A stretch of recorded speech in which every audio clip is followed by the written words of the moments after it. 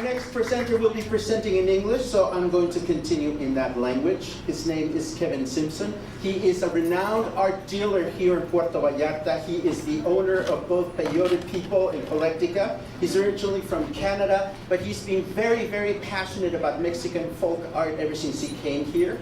When he's not in his gallery, you can also find him co-leading tours of the Malecon sculptures along with Gary Thompson, and explaining all those wonderful Huichol inscriptions that are on the sidewalk. Ladies and gentlemen, Kevin Simpson. This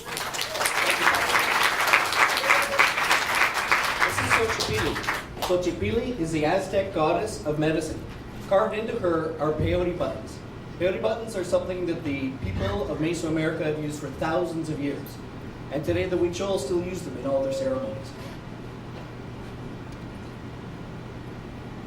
Jacinto Lopez was a famous shaman.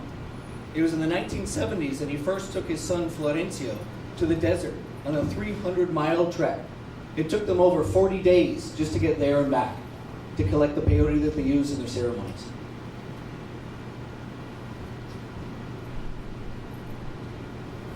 Huiracuta is what the Huichol call the desert where the peyote grows. It's a very, very special place. In fact, it was considered by the UNESCO as something of cultural patrimony. Today, unfortunately, the whole desert is being threatened by a Canadian mining company who are going to exploit it for silver. By doing so, they will destroy the place. Here, Florencio is stopping at one of the famous water holes. It's a place that his father took him over 40 years ago when they originally did the trek by foot. For him, walking in the footsteps of his father is the way to honor his ancestors.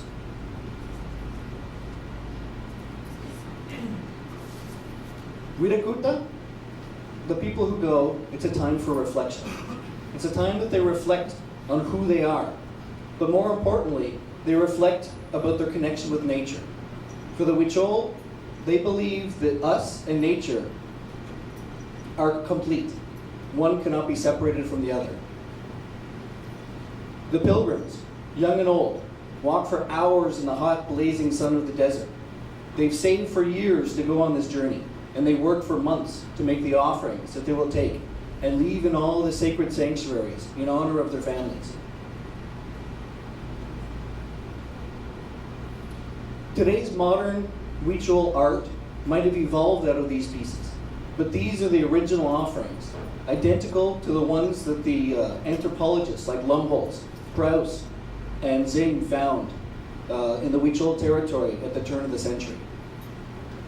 Pieces like these can be found in museums and are still used by the Huichol today. The Huichol sense of plant medicine is exceptional.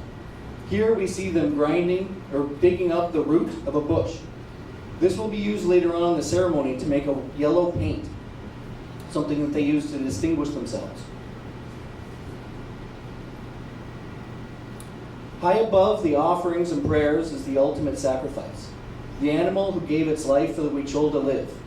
The Huichol believe that life and death are interchangeable. It's a circle. One leads into the other, and one cannot happen without the other. Therefore, it's an honor for one to give its life. Huiracuta is a very special place, not just for us and the Huichol, but peyote, it's the only place in the world where it actually grows naturally. It's essential that we save this place from exploitation. If we lose this medicine, we have no idea what we will actually be losing in terms of pharmaceuticals. Peyote is a tricky thing. It only shows itself to those people who are good. The Huichol say, it doesn't matter if my clothes are torn and my hat is old. If my heart is good and pure, then I will be changed in the mirror reflection of the gods.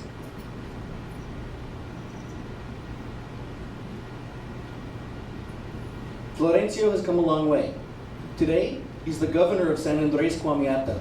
He's also the captain of the temple in San Jose. He takes his culture very seriously. Today, he's showing us the fruit of his labors after a hard day out in the desert with the peyote that he picked for the ceremony that night. In the middle of the desert, there's one small mound. This one mound, the Huichol call Cayumari. Cayumari for them is the blue deer. The blue deer is special because even though he's a trickster, he was the one who taught them how to make offerings. These offerings they use today to appease the gods so they would get favors of them. At night, the Huichol feed Grandfather Fire. They call it Tatewari. And in return, he keeps them warm and gives them light. Tatewari is also important because he was the one who taught the shaman how to heal. At daybreak, the Huichol grind the root of the bush that they had collected earlier on a rock. This yellow paste creates a yellow paint that they will use to paint their faces with. By painting their faces, the gods will be able to distinguish them as the one who went on the arduous trip to get the peyote and bring it back. After morning prayers, the Huichol grab their offerings and set out again into the desert.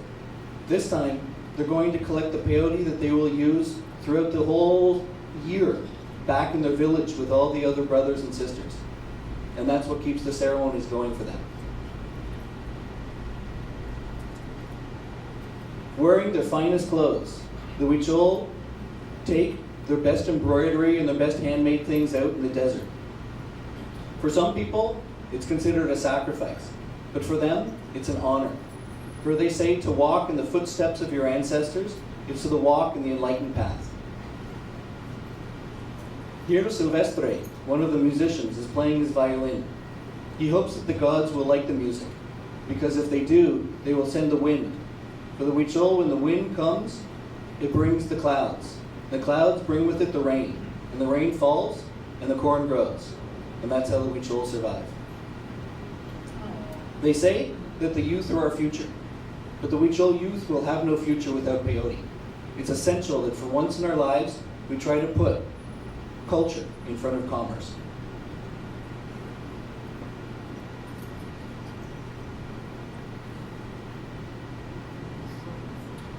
They say that it's not until the last river is poisoned and the last tree is cut down that we will realize that we can't eat money.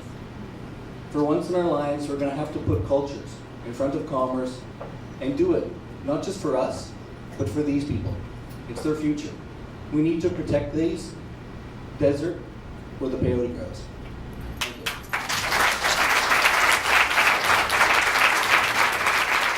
Thank you, Kevin.